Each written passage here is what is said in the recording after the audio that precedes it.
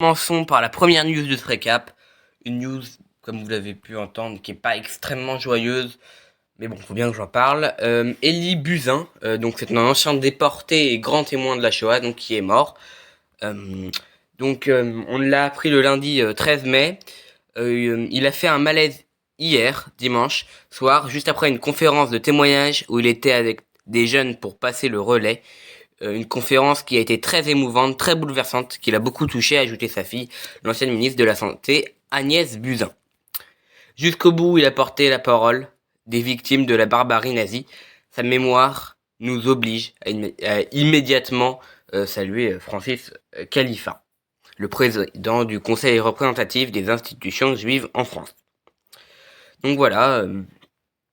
Donc il est né le 7 janvier 1929 à Lodz, en Pologne. Elie Buzyn avait 93 ans. Au début de mars 1940, il avait vu son frère Avram, de 11 ans, donc son aîné, se faire exécuter par les nazis. Un mois plus tôt, un décret avait obligé les Juifs à quitter leur logement et à occuper un quartier délabré de la ville, mais n'ayant pas obéi assez rapidement, 3 jeunes gens pris au hasard avaient été exécutés publiquement. Passons maintenant à la deuxième news de ce récap. Aujourd'hui, vraiment, les actualités sont pas du tout, en tout cas cette semaine, n'ont pas du tout été très très joyeuses, loin de là. On va encore parler de quelqu'un donc qui est décédé, car dans l'ambassade du Qatar, un vigile donc a été abattu sous les yeux donc de policiers. Donc un agent de sécurité de 42 ans a été abattu et étranglé à mort lundi matin à Paris par un déséquilibré qui venait d'entrer donc dans l'ambassade du Qatar. Donc le suspect est apparemment un homme de 38 ans, originaire de Sévran en Seine-Saint-Denis, donc qui a été interné. Donc à ce moment-là, il était 6h30.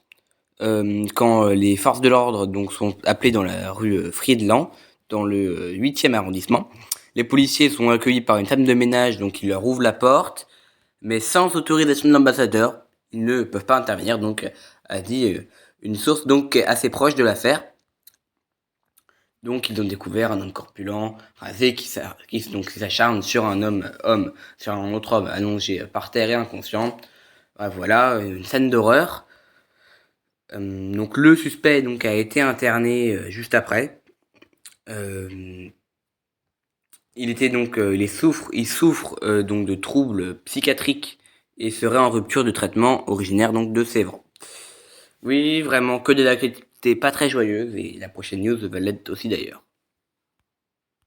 Passons maintenant à la troisième news, qui n'est pas plus joyeuse par rapport aux deux précédentes. On va parler donc, comme vous pouvez donc vous en douter, une grosse actualité donc pour cette semaine.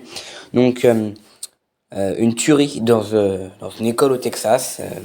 Donc un adolescent de 18 ans a ouvert le feu mardi 24 mai dans une école primaire au Texas. Il a tué 19 jeunes élèves et 2 adultes. Donc c'est bien sûr un drame qui replonge l'Amérique dans un cauchemar chronique. Il y a eu, surtout il y a 10-15 ans, il y avait très très souvent des assassinats et des tueries du genre dans les écoles. Un peu moins, enfin très bon, ça se trouve il y en avait plus, mais moins médiatisé en tout cas depuis quelques années. Mais voilà, c'est toujours des actes horribles. Donc Joe Biden exhortant à un sursaut pour réguler les armes à feu. Quand, pour l'amour de Dieu, allons-nous affronter le lobby des armes, a lancé donc le président américain dans une allocution solennelle et à la Maison Blanche, se disant écœuré et fatigué face à la litanie des fusillades en milieu scolaire.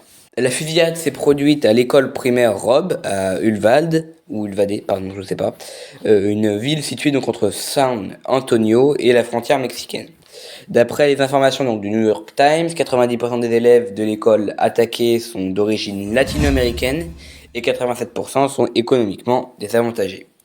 Donc le tireur a été abattu par la police, a déclaré le gouverneur républicain du Texas, Greg Abbott. Donc il est de nationalité américaine. Il aurait d'abord visité sa grand-mère, dont l'état de santé restait à préciser, avant de se rendre à l'école en voiture pour y perpétrer le massacre. Ce sont bien sûr des drames, comme je peux vous le dire, qui sont assez quotidiens, comme le dernier donc qui avait particulièrement marqué l'Amérique était en Floride, donc c'est au lycée de Parkland en 2018, donc qui avait fait 17 morts, dont une majorité d'adolescents. Bref, c'est vraiment limite devenu pas une habitude, parce que ça se dit pas, mais devenu une récurrence aux États-Unis, ce genre d'acte. Bien sûr, si ce genre d'acte où on a des nouveaux donc sur l'enquête, je vous en reparlerai.